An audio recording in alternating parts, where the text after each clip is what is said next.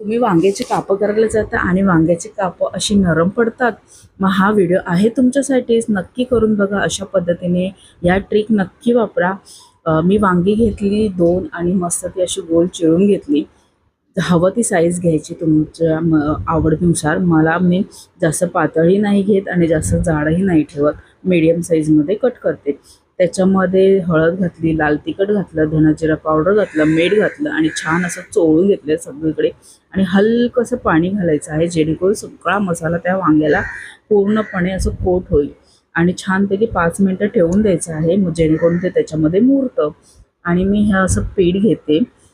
हा मी डब्बा असं बनवूनच ठेवते. ह्याच्यामध्ये ज्वारीचं पीठ घेते आणि बेसन घेते. त्याच्यामध्ये लाल तिखट, हळद, धना जिरा पावडर, मीठ घालायचं आहे थोडंसं आणि हिंग घालायचं आहे. असं ही पावडर अशी बनवूनच ठेवते, जेणेकरून मला सुरणाची कापं आणि अरबी फ्राय, परत बटाट्याची कापं अशी सर्व मला कापं करायला बरं पडतं. ते फ्रीजमध्ये ठेवून द्यायचं आहे. आता मी ह्याच्यामध्ये थोडंसं ज्वारीचं आणि बेसन ॲड केलं, त्याच्यामुळे मी त्याच्यामध्ये हळद आणि लाल तिखट घातलेलं आहे. मग मी असं सगळं करून घेते आणि छानपैकी मस्त असं तवा गरम करायचा. हा भाकरीचाच तवा आहे माझा. भाकरी केली मग मी त्याच्यातच फ्राय केलं. नॉनस्टिकमध्ये फ्राय केलं ना तर ते तेवढ्यापुरतंच क्रिस्पी राहतात, नंतर ते लगेच नरम पडतात आणि आतमध्ये एकदम सॉगे होऊन जातात ते. त्याच्यामुळे ना असं लोखंडाचा किंवा ॲल्युमिनियमचा जो तुमच्याकडे चपाती भाकरीचा तवा असेल त्याच्यावरती तुम्ही नक्की फ्राय करून बघा, एकदम छान लागतं.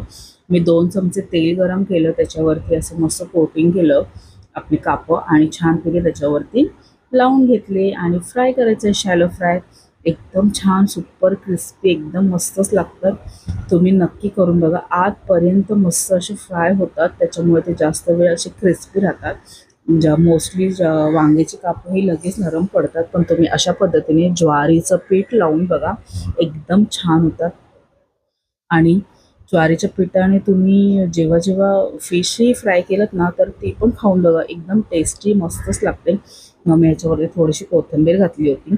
आणि आता कसं सुट्टी पडल्यामुळे जरा सगळे एकत्र जेवायला बसतात, तर जरा 2 घास जास्त जातात. मग असे छान छान असं मस्त साध्या सिंपल आणि एकदम छान टेस्टी अशा रेसिपी बनवल्या तर जरा मज्जा येते ना एकत्र जेवायला. मग चला करा, खाऊन जावा, सबस्क्राईब करा. बाय.